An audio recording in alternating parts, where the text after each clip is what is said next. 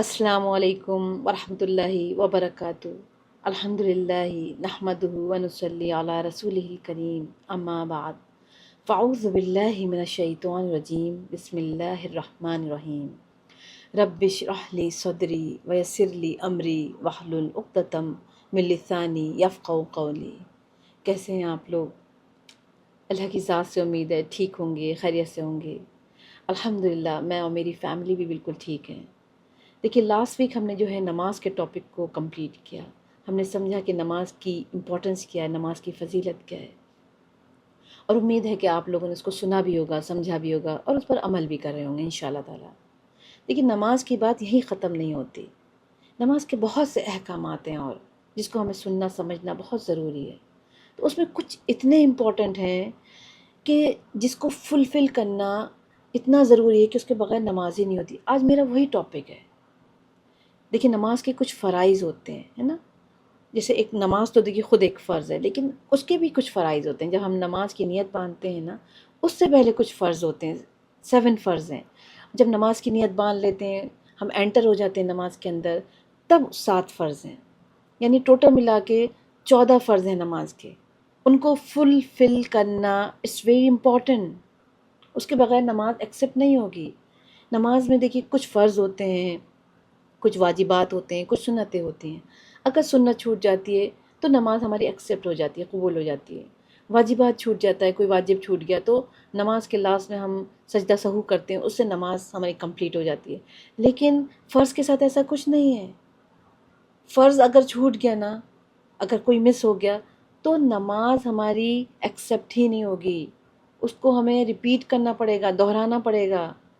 اللہ کی بارگاہ میں ایکسیپٹ نہیں ہوگی وہ۔ اگر وہ ہم نے اس کو ریپیٹ نہیں کیا، دہرایا نہیں، اور وہ ہماری موت ہو گئی تو وہ گناہ ہمارے سر پر ہوگا آخرت کے دن۔ اس سے ہمیں بچنا ہے۔ اس لیے ہمیں جاننا ہے کہ یہ جو فرائض ہیں وہ کیا ہیں اور اس کی امپورٹنس کیا ہے۔ تو انشاءاللہ تعالیٰ آج میں وہی بتانا چاہوں گی۔ دیکھیے کچھ کنڈیشنز ہوتے ہیں، اس کو کنڈیشنز کہہ سکتے ہیں آپ۔ نماز شروع کرنے سے پہلے نماز کے اندر کچھ کنڈیشنز ہیں، ان کو کرنا ضروری ہے۔ جیسے ہر چیز کے ساتھ کنڈیشنز ہوتی ہیں۔ جیسے ہم ایگزامینیشن روم میں ایگزام دینے گئے ہیں تو اس کی کچھ کنڈیشنز ہیں، اس کے لیے ہمیں ایک آئی ڈی یا ہال ٹکٹ کی ضرورت ہوتی ہے۔ اس کے بغیر ہم انٹر نہیں کر سکتے ایگزام دینے کے لیے، ہے نا؟ ایسے ہی کسی کنٹری میں ہمیں ٹریول کرنا ہے، جیسے کینیڈا ٹو ہمیں عرب جانا ہے یا انڈیا جانا ہے تو ویزا لگنا ضروری ہے۔ اگر ویزا نہیں لگوائیں گے، اس کے بغیر جائیں گے تو پینلٹیز لگیں گی، ایک اللیگل کا کیس بن جائے گا۔ ایسے ہی کچھ پینلٹی نماز کی بھی پڑتی ہیں۔ دیکھیے ایک تو نماز میں بے احتیاطی اور فرض چھوڑنے کا گناہ ہوگا، پھر آخرت کے دن ایک الگ عذاب ہوگا، یہ پینلٹی ہے۔ اس لیے اس کو ہمیں پورا کرنا ضروری ہے۔ تو وہ فرائض میں آج انشاءاللہ بتاؤں گی۔ تو پہلا فرض جو ہے وہ ہمارا بدن کو پاک کرنا۔ ہمارا جو بدن ہے، ہمارا جو جسم ہے نا، جو باڈی ہے، اس کو پیور کرنا۔ ایک ہوتا ہے صاف ستھرا، ایک ہوتا ہے پاک کرنا۔ صفائی کے ساتھ ساتھ ہمیں اسے پاک بھی کرنا ہے، اپنے پیورٹی لانی ہے، پاکی لانی ہے اپنے بدن کے اندر۔ جیسے دیکھیے دنیا میں ہر شخص جو ہے وہ صاف ستھرا رہنا چاہتا ہے۔ ہمیں فرق سمجھنا پڑے گا کہ پاکی کیا ہے اور صفائی کیا ہے، دونوں میں ڈفرینس ہے۔ دنیا کا ہر شخص جو ہے وہ صاف ستھرا رہنا چاہتا ہے، نہاتا ہے دھوتا ہے، ہر مذہب میں ہوتا ہے۔ لیکن اسلام نے، یعنی ہم مومن ہیں، مسلمان ہیں، ہمیں طریقہ سکھا دیا کہ ہاں صفائی کے ساتھ ساتھ ہمیں پاک بھی رہنا ہے نا؟ ہماری شریعت نے ہمیں سکھا دیا، ہمارے اسلام ہمارا جو مذہب ہے اس نے ہمیں سکھا دیا۔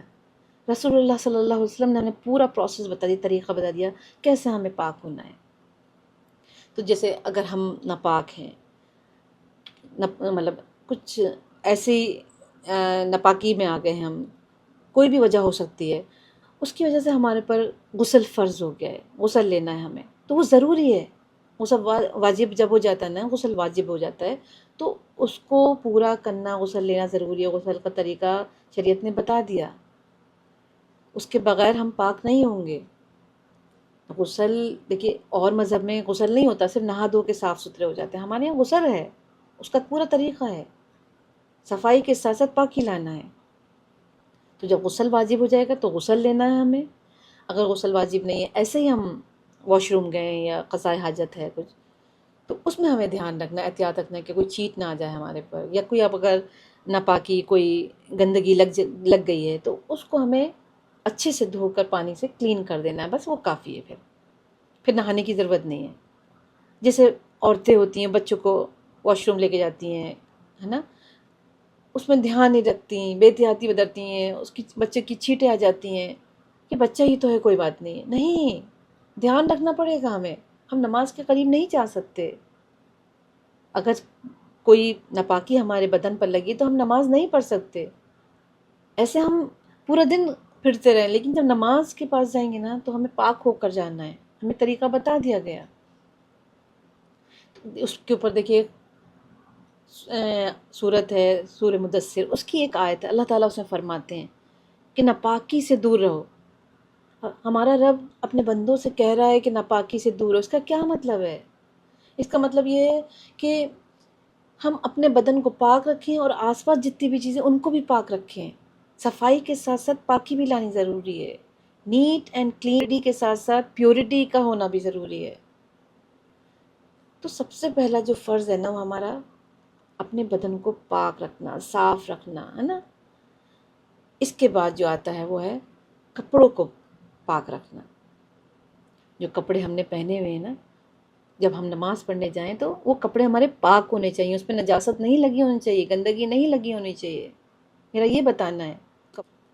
دیکھیے ایک حدیث ہے، اس کا مفہوم ہے کہ رسول اللہ صلی اللہ علیہ وسلم نے فرمایا، صحیح مسلم کی حدیث ہے، کہ پاکی جو ہے نا وہ آدھا ایمان ہے، پاکی آدھا ایمان ہے، باقی چیزیں آدھی ہیں۔ اگر پاکی ہی نہیں ہے ہمارے اندر تو آدھی چیزیں تو ہماری ایسے ہی ختم ہو گئیں، ایمان ہمارا آدھا ایسے ہی چلا گیا، یہ بچا کیا ہمارے پاس؟ ہمیں اپنے بدن کو، اپنے کپڑوں کو پاک رکھنا ہے۔ ہم اگر دیکھیے جیسے ایک ڈسٹی کپڑے ہوتے ہیں، مطلب دھول لگ گئی، مٹی لگ گئی، اس میں ہم نماز پڑھ سکتے ہیں، لیکن اگر کوئی نجاست لگی ہوئی ہے نا، گندگی، جو چیزیں ہمیں شریعت نے بتا دی ہیں کون کون سی چیزیں نجاست والی ہیں، وہ لگی ہوئی ہے تو ہم نماز ان کپڑوں میں نہیں پڑھ سکتے، اس بدن کے ساتھ نماز نہیں پڑھ سکتے۔ دیکھیے ایک حدیث ہے، اس کا مفہوم ہے، رسول اللہ صلی اللہ علیہ وسلم نے فرمایا، صحیح بخاری کی حدیث ہے، ایک بار دو قبر کے پاس سے گزرے تھے نبی صلی اللہ علیہ وسلم، تو اس میں عذاب ہو رہا تھا۔ ایک قبر کے اندر اس لیے عذاب ہو رہا تھا کہ وہ غیبت کرتا تھا شخص، ہے نا، یعنی بیک بائٹنگ، اور دوسری قبر میں پیشاب کی چھینٹوں کی وجہ سے عذاب ہو رہا تھا۔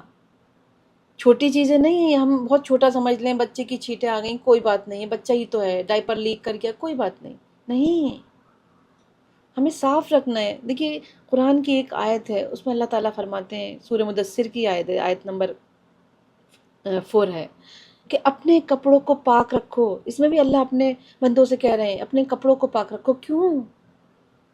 اس لیے کہ پاکی اللہ کو پسند ہے، اللہ کو پاک صاف بندے پسند ہیں۔ اپنے بدن کو پاک رکھو، اپنے جسم کو پاک رکھو۔ نماز، سوچیے نماز کے پاس ہم جا نہیں سکتے، کنڈیشنز ہیں، جسے میں نے بتایا نہیں، ہر چیز کے لیے کنڈیشنز ہوتی ہیں، ایسی نماز کی کنڈیشنز ہیں۔ سب سے پہلے میں نے کیا فرض بتایا؟ اپنے بدن کو پاک رکھو، پھر کپڑوں کو پاک رکھو۔ اب اگر نئے کپڑے، برانڈ نیو کپڑا آپ مارکیٹ سے لے کر آئیں، اس میں اگر نجاست لگ گئی تب بھی آپ اس میں نماز نہیں پڑھ سکتے، لیکن ایک میلے کچیلے کپڑے دن پرانے ہم پہنے ہوئے، اس میں نماز ہو جائے گی کیونکہ وہ پاک صاف ہیں۔ اس کا مطلب یہ نہیں کہ ہم گندے رہیں، ہمیں صاف بھی رہنا ہے اور پاک بھی رہنا ہے، neat and clean and pure, ہے نا۔ تو دو چیزیں یہ ہو گئیں، سب سے پہلے بدن کا پاک ہونا، پھر کپڑوں کا پاک ہونا، پھر اس کے بعد جو ہے جگہ کا پاک ہونا۔ تھرڈ ون کیا ہے؟ جگہ کا پاک ہونا، یعنی جس جگہ پر ہم نماز پڑھنے جا رہے ہیں، کھڑے ہو رہے ہیں نماز پڑھنے، یا دیکھیے ڈزنٹ میٹر کہ آپ گھر سے باہر ہیں یا گھر کے اندر نماز پڑھ رہے ہیں، کہیں بھی پڑھ رہے ہیں آپ، اس جگہ کو پاک ہونا ضروری ہے۔ وہ کیسے پتہ چلے گا؟ وہ وہاں پہ اسمیل نہیں ہونی چاہیے، اس جگہ سے اسمیل نہیں آنی چاہیے گندی، وہ جگہ پہ کوئی ایسا اسپاٹ نہیں ہونا چاہیے جو ناپاکی کا اسپاٹ ہوتا ہے نا، یا آپ نے اپنی آنکھوں سے دیکھا ہے کہ وہاں پہ کچھ گندگی تھی، کسی نے ڈالی تھی، تو پھر اس جگہ پر آپ نماز نہیں پڑھ سکتے۔ لیکن اگر یہ تینوں چیزیں نہیں ہیں، آپ وہاں اسمیل بھی نہیں آ رہی ہے، وہاں پر آپ کی مطلب کوئی اسپاٹ بھی ایسا نہیں دکھ رہا ہے، آپ نے دیکھا بھی نہیں ہے، پھر ہمیں وہم میں نہیں پڑنا، پھر وہ جگہ پاک کہلائے گی۔ اس جگہ پر ہم نماز پڑھ سکتے ہیں. جیسے دیکھیے نماز جنازہ ہوتی ہے وہ تو سڑکوں پہ ہوتی ہے، اتنے لوگ ہوتے ہیں اس میں، تو کیسے ہم، وہ تو نہ گھر میں ہو سکتی، مسجد میں ہی مشکل ہوتا ہے ہونا، زیادہ لوگ ہوتے تو سڑکوں پہ ہوتی ہے وہ. وہاں تو ہر وقت لوگ چل رہے ہیں، جانور یہاں سے وہاں پھر رہے ہیں، تو وہاں تو کتنی ڈسٹ اور گندگی ہوتی ہے. لیکن وہ مٹی جو ہوتی ہے نا وہ دیکھیے پاک ہوتی ہے. شریعت نے ہمیں بتا دیا، ہم چاہے کچھ بھی سمجھیں گے نہیں ارے بہت ڈسٹ ہو رہی ہے، اس سے کوئی فرق نہیں پڑتا. اللہ نے بتا دیا پاک ہوتی ہے تو پاک. ہم بچنا ہے ہمیں ڈسٹ سے، لیکن جہاں پہ ضرورت پڑتی ہے، دیکھیے پہلے کے ٹائم میں پانی کی قلت ہوتی تھی، کم ہوتا تھا، تو لوگ استنجا بھی مٹی سے کرا کرتے تھے. اور آج بھی دیکھیں اگر کوئی بیمار ہے بہت، وہ پانی کو یوز نہیں کر سکتا، ڈاکٹر نے منع کر دیا ہے کسی وجہ سے، تو وہ تیمم کرتا ہے، پھر وہ مٹی سے ہوتا ہے تیمم. مٹی جو ہے، پہلے نمازیں بھی دیکھی زمینوں میں پڑھی جاتی تھیں، کارپیٹ اور دریاں تھوڑی ہوتی تھیں پہلے، زمین میں مٹی ہوتی تھی، پتھر ہوتے تھے، اس کے اوپر نماز پڑھتے تھے، نشان پڑ جاتے تھے لوگوں کے اوپر. لیکن آج کتنی آسانیاں ہیں، کتنی فیسلٹیز ہیں ہم لوگ کے لیے. بس ہمیں تھوڑا سا دھیان رکھنا ہے کہ جگہ پاک ہونی چاہیے، وہاں پر کوئی ایسی گندی اسمیل نہیں آنی چاہیے، یا پھر وہاں پہ کوئی ایسی نجاست لگی ہو جو ہمیں دکھ رہی ہے، کوئی اسپاٹ ہے، تو اس جگہ پر ہمیں نماز نہیں پڑھنی ہے. تھوڑا سا ہمیں یہ دھیان رکھنا ہے. دیکھیے آج جو ہم نے 3 فرض پڑھے ہیں، ان کا تعلق جو ہے وہ طہارت سے، پاکی سے ہے، بہت امپورٹنٹ ہے. تو اس کو ہمیں سمجھ لینا ہے، اچھے سے سن لینا ہے، اور اس پر عمل کرنا ہے انشاءاللہ تعالی. اور اس کے بعد جو فرض ہیں وہ ہم انشاءاللہ نیکسٹ جو پارٹ ہوگا اس میں کنٹینیو کریں گے. جزاک اللہ خیر.